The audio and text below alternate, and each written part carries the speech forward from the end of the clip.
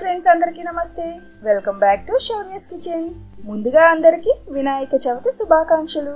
ఈ రోజు వినాయక చవితి రోజున ప్రసాదంగా చేసే ఆవిరి కుడుములతో మీ ముందుకు వచ్చేసాను।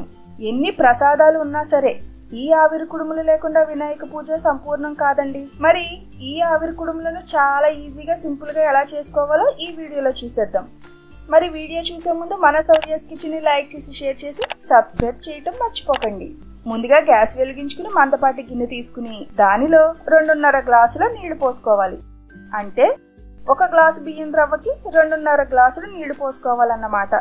దానిలో రాత్రంతా నానబెట్టుకున్న 1 కప్పు పచ్చిశనగపప్పు ఇంకా 1 కప్పు పచ్చి కొబ్బరి తురుము కూడా వేసుకోవాలి। అలాగే 1 స్పూను నెయ్యిని కూడా వేసి తరువాత రుచికి తగినంత ఉప్పు కూడా వేసుకుని వీటన్నింటిని బాగా కలిసేలాగా కలుపుకుని ఈ నీళ్ళని బాగా మరగనివ్వండి। కుడుముల పిండి ఉడకబెట్టుకున్నప్పుడు అడుగు మందంగా ఉన్న గిన్నె వాడుకుంటే అడుగున అంటుకోకుండా ఉంటుందండి। తర్వాత 1 గ్లాసు బియ్యం రవ్వని ఈ మరుగుతున్న నీళ్ళల్లో కలుపుకుంటూ పోసుకుని మూత పెట్టి 5 నిమిషాలు మగ్గనివ్వండి।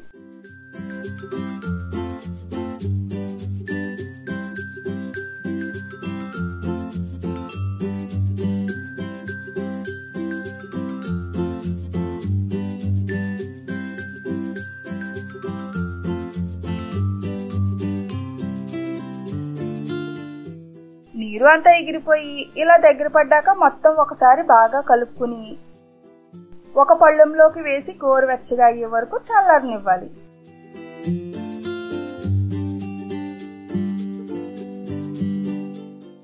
తరువాత మొత్తం పిండిని ఇలా ఉండలు లేకుండా చేతితో చిదుముకుంటూ కలుపుకోవాలి।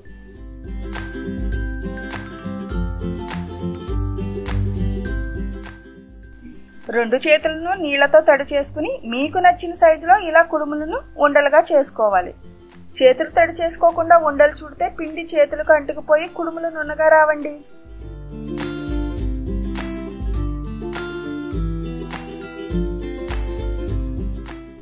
తరువాత ఇడ్లీ పాత్రలో 1 గ్లాసు నీరు పోసి కొంచెం వేడెక్కాక ఉండలుగా చుట్టుకున్న కుడుములను ఇలా ఆవిరి పెట్టుకోవాలి। ఇడ్లీ పాత్రలో ప్లేట్లోనైనా ఇదే విధంగా ఆవిరి పెట్టుకోవచ్చండి। 5 నిమిషాలు ఆవిరి పడితే చాలండి, మన ఆవిరి కుడుములు రెడీ అయిపోయినట్లే। పూజ అయ్యాక ఈ ప్రసాదాన్ని చట్నీతో గాని ఆవకాయతో గాని నంచుకుని తింటే ఉంటుందండి, అదిరిపోతుంది అంతే। చూసారు కదా ఎంత చక్కగా గుండ్రంగా కుడుములు విడిపోకుండా వచ్చాయో। ఈ వినాయక చవితికి మీరు కూడా తప్పకుండా ఈ ఆవిరి కుడుములను తప్పకుండా చేసి ఎలా వచ్చాయో నాకు కామెంట్ చేసి చెప్పండి। ఇలాంటి మంచి మంచి వీడియోస్ కోసం మన శౌర్యస్ కిచెన్ ని తప్పకుండా సబ్స్క్రైబ్ చేసేయండి।